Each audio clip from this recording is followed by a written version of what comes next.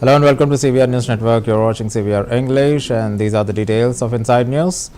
Leader of opposition in the Delhi Assembly and AAP leader Atishi has criticized the Bharatiya Janata Party, accusing them of showing their anti-Dalit and anti-Sikh stance. She pointed out that soon after assuming the power, BJP removed pictures of Dr. Babasaheb Bhimrao Ambedkar and Bhagat Singh from the Chief Minister's office. Atishi questioned, does BJP think PM Narendra Modi ji is greater than Babasaheb Bhimrao Ambedkar and Bhagat Singh, she asked. Narendra Modi ji की photo लगा दी है। क्या Bharatiya Janata party को लगता है कि प्रधानमंत्री नरेंद्र मोदी जी बाबा साहब भीमराव अंबेडकर से बड़े हैं? क्या भारतीय जनता पार्टी को लगता है कि प्रधानमंत्री नरेंद्र मोदी जी शहीद आजम भगत सिंह से बड़े हैं? क्या उनको ऐसा अहंकार हो गया है? आज भारतीय जनता पार्टी ने अपना दलित विरोधी चेहरा, आज भारतीय जनता पार्टी ने अपना सिख विरोधी चेहरा पूरे देश के सामने रख दिया है कि जैसे ही भारतीय जनता पार्टी की सरकार आई, सबसे पहले उन्होंने मुख्यमंत्री कार्यालय से बाबा साहब भीमराव अंबेडकर की फोटो हटाई, शहीद आजम भगत सिंह की फोटो हटाई और उसकी जगह प्रधानमंत्री नरेंद्र मोदी जी की फोटो लगा दी। ये बहुत दुख की बात है। जगह प्रधानमंत्री नरेंद्र मोदी जी की फोटो लगा दी है। क्या भारतीय जनता पार्टी को लगता है कि प्रधानमंत्री नरेंद्र मोदी जी बाबा साहब भीमराव अंबेडकर से बड़े हैं? क्या भारतीय जनता पार्टी को लगता है कि प्रधानमंत्री नरेंद्र मोदी जी शहीद आजम भगत सिंह से बड़े हैं? क्या उनको ऐसा अहंकार हो गया है? आज भारतीय जनता पार्टी ने अपना दलित विरोधी चेहरा, आज भारतीय शहीद आजम भगत सिंह से बड़े हैं। Congress MP Tarun Gogoi has strongly rejected allegations claiming that he and his wife have linked with the ISI. Responding to the accusations, Gogoi stated lies and spreading misinformation are the two crutches of the BJP. It is the BJP's work to spread lies and misinformation. Our work is to make sure the truth reaches the people, he said.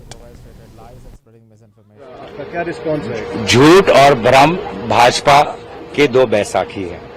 उनका काम ही झूठ और भ्रम फैलाना है और हमारा काम है सच्चाई को लोगों के पास ले जाना।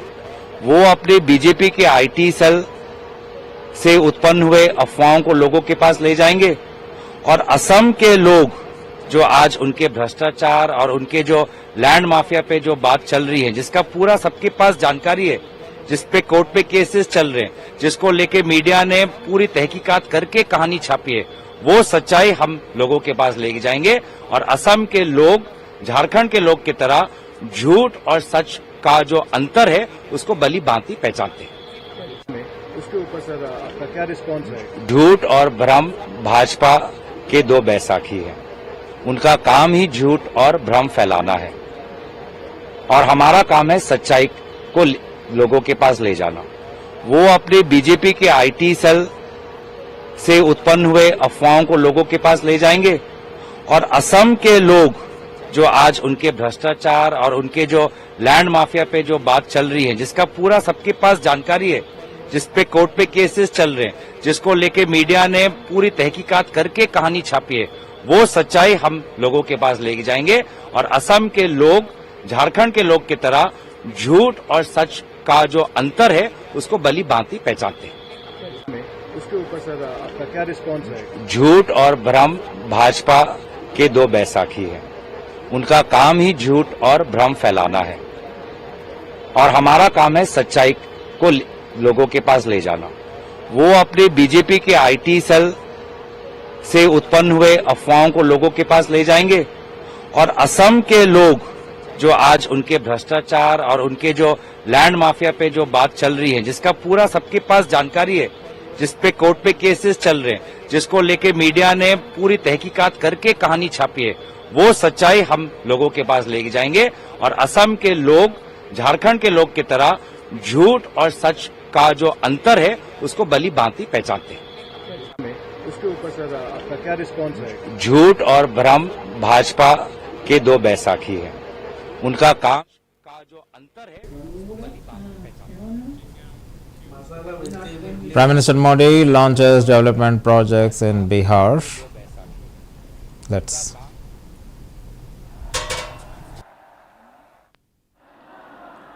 मंच पर विराजमान राज्यपाल श्रीमान आरिफ मोहम्मद खान जी, बिहार के लोकप्रिय एवं बिहार के विकास के लिए समर्पित हमारे लाडले मुख्यमंत्री नीतीश कुमार जी,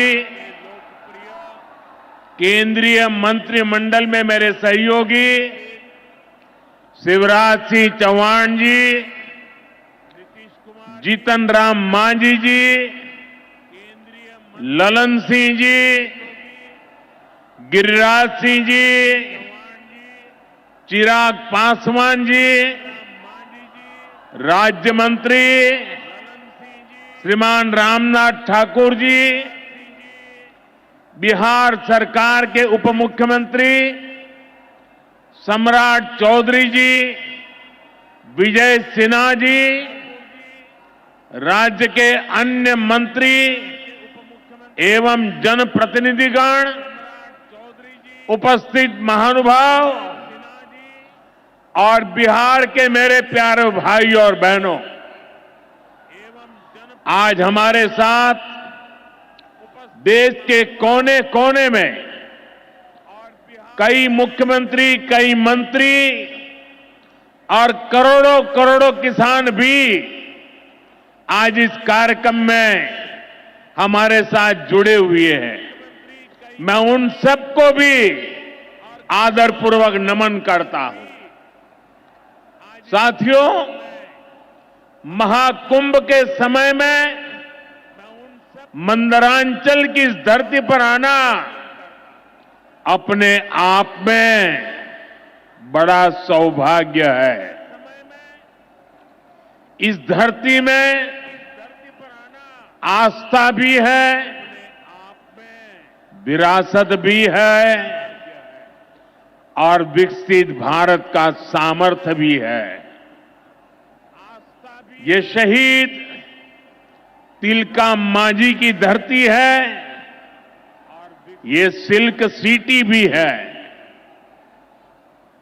बाबा अज गैबीनाथ की इस पावन धरा में इस समय महाशिवरात्रि की भी खूब तैयारियां चल रही हैं। ऐसे पवित्र समय में मुझे पीएम किसान निधि की एक और किस्त देश के करोड़ों किसानों को भेजने का सौभाग्य मिला है। करीब 22,000 करोड़ रुपए एक क्लिक पर देश भर के किसानों के खाते में पहुंचे हैं। और जैसे ही अभी मैंने क्लिक दबाई, मैं देख रहा था यहां पर भी जो राज्यों के दृश्य दिख रहे थे, यहां भी कुछ लोगों की तरफ मेरी नजर गई। वो फटाफट अपने मोबाइल देख रहे थे कि पैसा आया कि नहीं आया, और तुरंत उनकी आंखों में चमक दिखाई देती थी। साथियों, आज जो किसान सम्मान निधि दी गई है, इसमें बिहार के भी 75 लाख से अधिक किसान परिवार है।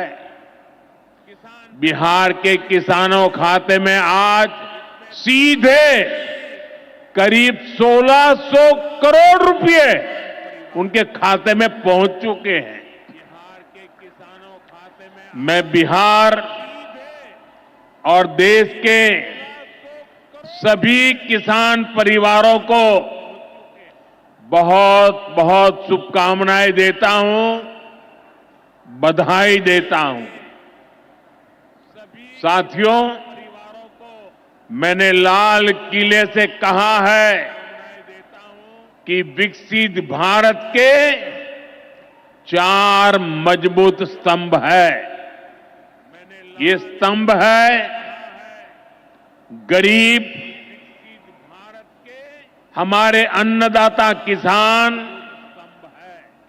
हमारे नौजवान, हमारे युवा और हमारे देश की नारी शक्ति। एनडीए सरकार चाहे केंद्र में हो या फिर यहां नीतीश जी के नेतृत्व में चल रही सरकार हो, किसान कल्याण हमारी प्राथमिकता में है। बीते दशक में हमने किसानों की हर समस्या के समाधान के लिए पूरी शक्ति से काम किया है।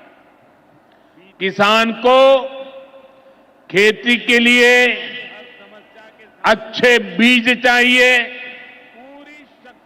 पर्याप्त और सस्ती खाद चाहिए,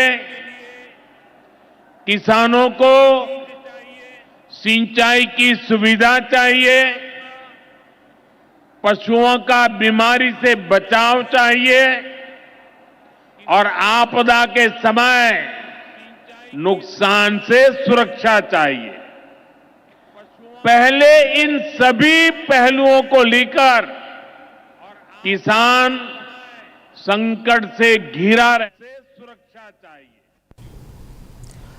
Union Education Minister Dharmendra Pradhan emphasized that the government's commitment to support orphan children under Mission Vatsalaya, a program launched in 2022. Speaking in Sambalpur, Odisha, he announced that 163 more children from the region have been included in the initiative, raising the total number of beneficiaries to 266.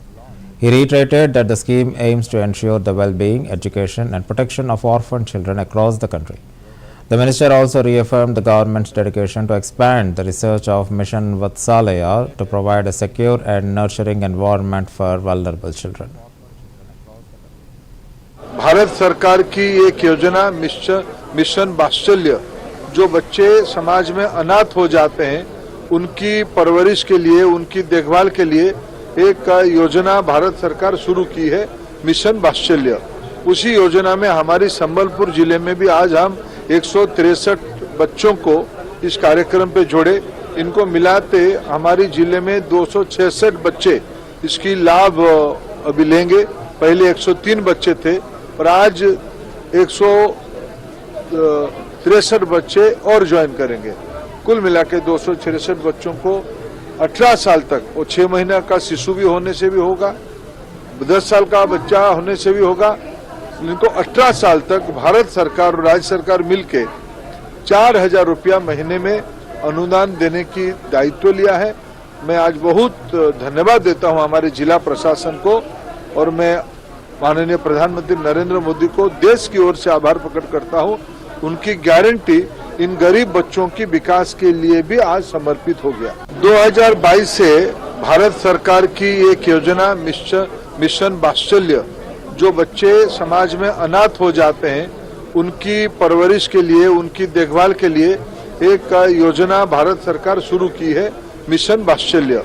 उसी योजना में हमारी संबलपुर जिले में भी आज हम 163 बच्चों को इस कार्यक्रम पे जोड़े। इनको मिलाते हमारी जिले में 266 बच्चे इसकी लाभ अभी लेंगे। पहले 103 बच्चे थे और आज 163 बच्चे और ज्वाइन करेंगे।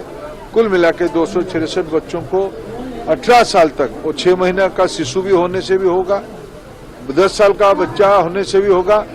इनको 18 साल तक भारत सरकार और राज्य सरकार मिलके 4000 रुपया, 6 महीना का शिशु भी होने से भी होगा। 16th Foundation Day of IIT Mandi emphasized India's steady progress in the technological revolution and alignment with global advancements. He stated that the Indian government is proactively working to promote artificial intelligence, next generation technologies and the India Semiconductor Mission, which are crucial for the nation's future. Singh highlighted the rapid evolution of digital sectors like e-commerce and fintech, which were once familiar concepts but have now become integral to India's economic landscape. He noted that India continues to set new records in those dominions, demonstrating its growing technological powers on the global stage. Technological revolution के field में भारत भी बदलती हुई दुनिया के साथ कदम से कदम मिलाकर तेजी से आगे बढ़ रहा है और भारत सरकार भी आर्टिफिशियल इंटेलिजेंस और नेक्स्ट जनरेशन टेक्नोलॉजीज की इंपॉर्टेंस को समझते हुए इस ओर प्रोएक्टिवली काम कर रही है। साथियों, जहां तक हमारी गवर्नमेंट का प्रश्न है, हमारी गवर्नमेंट इस प्रकार की क्रिटिकल और कटिंग एज टेक्नोलॉजिकल डेवलपमेंट को बढ़ावा देने की दिशा में कई इनिशिएटिव ले रही है। चाहे 2021 में आपको जानकारी होगा, चाहे 2021 में लॉन्च हुआ इंडिया सेमीकंडक्टर मिशन हो या फिर इंडिया आर्टिफिशियल इंटेलिजेंस मिशन, इसी प्रकार भारत ने 2020 में national mission on quantum technology and application launch किया है।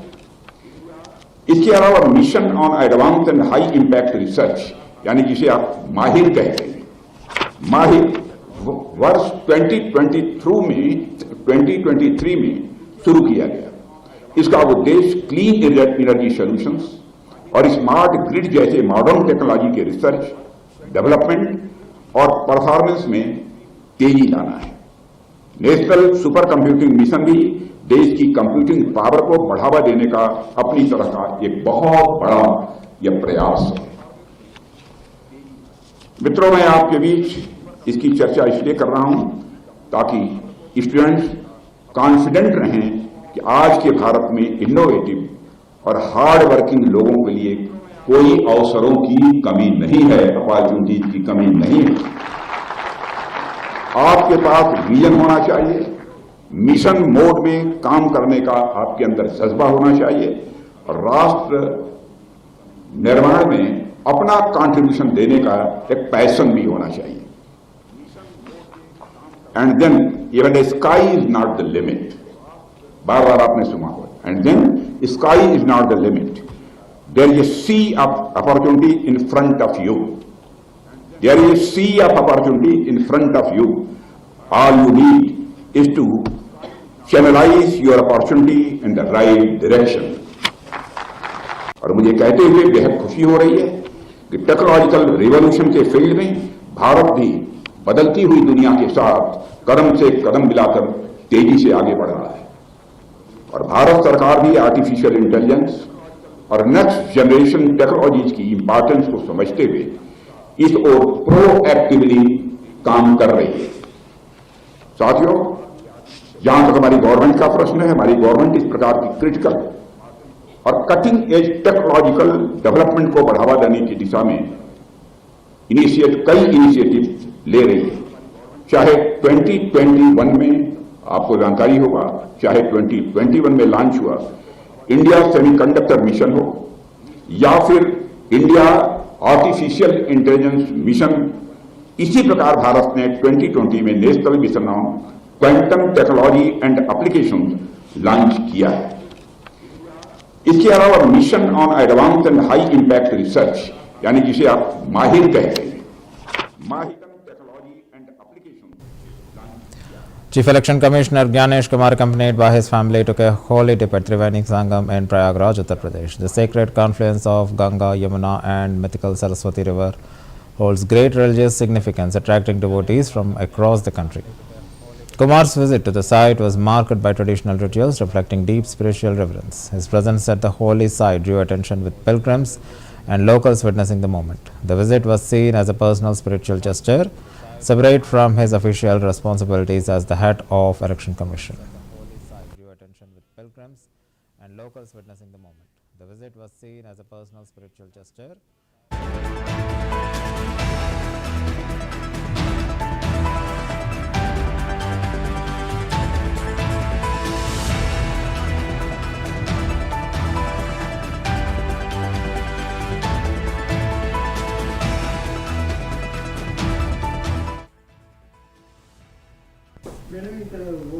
As the Delhi Assembly session begins, BJP President Virendra Sachdeva hailed the occasion as the restoration of the true democracy in the capital. He criticized the past 10 years, accusing the previous government of fostering anarchy and adopting a dictatorial approach during the assembly elections. Highlighting the importance of meaningful debates in the democracy, Sachdeva expressed hope that under the leadership of Chief Minister Rekha Gupta, the assembly would witness constructive discussion focused on Delhi's development. He also urged the opposition to abandon anarchic tendencies and collaborate with the government for the betterment of the city, calling Delhi Assembly a historic institution that should function with dignity and purpose. Delhi की विधानसभा का जो सत्र प्रारंभ हो रहा है, सही मायनों में दिल्ली में सच्ची लोकतंत्र की बहाली का ये दिन है। पिछले 10 सालों में इस विधानसभा सत्र के बहाने से अराजकता, मनमानी और मैं कहूं तो एक तानाशाही का रवैया अपनाया गया था। लोकतंत्र की सबसे बड़ी ताकत होती है सार्थक बहस, और मुझे उम्मीद है कि अब दिल्ली की मुख्यमंत्री श्रीमती रेखा गुप्ता के नेतृत्व में सही मायनों में इस विधानसभा में सार्थक बहस भी होगी और दिल्ली के विकास को लेकर चिंता भी होगी। और विपक्ष से भी मैं अपील करता हूं कि अब उस अराजक मानसिकता से निकलें और दिल्ली की सरकार के साथ मिलकर काम करें, क्योंकि ये दिल्ली की विधानसभा ऐतिहासिक विधानसभा है। ये विधानसभा अपनी सार्थक बहस के लिए जानी चाहती थी, लंबे लंबे सत्रों के लिए जानी जाती थी, जहां सभी सदस्यों को बोलने का अवसर मिलता था। लेकिन पिछले 10 सालों में ये सब मर्यादाएं तोड़ी गई हैं। मैं उम्मीद करता हूं कि आने वाले समय में मर्यादाओं का पालन भी होगा और दिल्ली विधानसभा फिर से अपना ऐतिहासिक स्वरूप ग्रहण करेगी। रिपोर्ट सर कल आएगी, बड़ा मुद्दा बीजेपी ने बनाया। देखिए, आज विधानसभा का जो एजेंडा है वो आपके सामने है। विधानसभा स्पीकर का चुनाव होगा। आज से दिल्ली की विधानसभा का जो सत्र प्रारंभ हो रहा है, सही मायनों में दिल्ली में सच्ची लोकतंत्र की बहाली का ये दिन है। आज से Karnataka Minister Priyank Kharge has raised questions over former US President Donald Trump's claim that $21 million was given to Prime Minister Narendra Modi. Speaking in Kalaburgi, Kharge remarked that since Modi and Trump share a close friendship, they should have come forward and clarify the matter to the public. His statement adds to the ongoing political debate surrounding financial dealings and international relations, urging transparency from the leadership. तो पैसे कैसे आए? केंद्र सरकार ने कहा पैसा आया ही नहीं, लेकिन वो लोगों ने कांग्रेस के ऊपर लगाया था कि ट्रम्प यूज करके मोदी को हराने के लिए कांग्रेस किया था। ट्रम्प खुद बोले ना कि $21 मिलियन मेरे दोस्त नरेंद्र मोदी को गया है। तो दोनों दोस्त बैठ के बात कर लेंगे दीजिए और जनता को सच बताने दीजिए। फाइनेंस डिपार्टमेंट ने कहा है अरे कोई भी पैसा सरकार के खजाने में आता है क्या? सरकार के खजाने में दिया करके बोले है क्या बेफुजूल बातें कर रहे हैं वो? तो पैसे कहाँ गए हैं? तो पैसे कैसे आए? केंद्र सरकार ने कहा पैसा आया क्या? Congress MLC candidate Narendra Reddy urges all the graduates to cast their votes on 27th of this month, prioritizing him as the first choice candidate. He emphasized that his name appears at serial number 2 on the ballot, where voters need to mark 1 in the designated box. Reddy asserted that he is the only candidate who truly understands the challenges faced by graduates across various sectors and assured that he would work towards resolving their issues. He also appealed to students and graduates to support him in the election. All the graduates to cast your vote on 27th of this month to the Congress candidate Alforce Narendra Reddy by giving your first priority vote. See, Alforce Narendra Reddy is at the serial number 2, and beside that one box will be there. There you write 1, numerical 1. If you write, that will be enough. I am the only one person who is able to understand all the problems of the graduates. Various sectors I visited, and definitely I'll become the solution for all the graduate problems. And that too, Congress party is also doing a lot to the unemployed and employees. So kindly once again I request all the graduates to cast your vote on 27th by giving first priority vote to Alforce Narendra Reddy. Namaste. I appeal all the graduates to cast your vote on 27th of this month to the Congress candidate Alforce Narendra Reddy by giving your first priority vote. See, Alforce Narendra Reddy is at the serial number 2, and beside that one box will be there. There you write 1, numerical 1. If you write, that will be enough. I am the only one person who is able to understand all the problems of the graduates. Various sectors I visited, and definitely I'll become there. There you write 1, numerical 1. Karnataka State BJP President B.Y. Vijayendra strongly criticized Congress-led Karnataka government for the recent attack on Udaygiri police station, accusing it of indulging in appeasement politics. He stated that the Rashtriya Suraksha Andolan Committee had called for a massive protest against the ruling Siddaramaiah government, with thousands of Hindu workers expected to participate in Mysore. Vijayendra expressed hope that court would deliver a favorable verdict, reinforcing the protesters' stance. He further alleged that Congress government was failing to ensure the safety of Hindus, forcing various Hindu organizations to take part in the protest, demanding justice and strict action against those responsible for the attack. We are not doing any politics in Mysore Udayagiri episode. See, the appeasement politics of the present Congress government here in Karnataka has stooped to such a level, even police are seeking protection. The anti-national elements who barged into the police station in Udayagiri, and this incident is not first of its kind. It had happened in Hubli Dharwad also. It had happened earlier in DJ Halli, KJ Halli in Bangalore also. So this is repeating. So when Home Minister himself has expressed his helplessness, so it's the duty of every citizen to come to the rescue of Hindus. So today, Rashtra Suraksha Andolan Samiti had called for a protest against this Congress government, the attitude of the Congress government, Siddaramaiah government. So thousands and thousands of Hindu Karyakartas are going to assemble here today in Mysore, and we are protesting against appeasement politics of the ruling Congress party, the appeasement politics of Chief Minister Siddaramaiah. But permission yet to be sought, sir, because we have gone to the court seeking the permission where the police are saying BNS 163 is imposed, so will not allow you to protest. We are hopeful that court will give us favorable order, because we are trying to raise the voice against this immoral, the Congress government who is deliberately and repeatedly doing this appeasement politics. So when the police department is unable to come to the safety of Hindus, when anti-social elements, anti-national elements are not carrying the entire police system.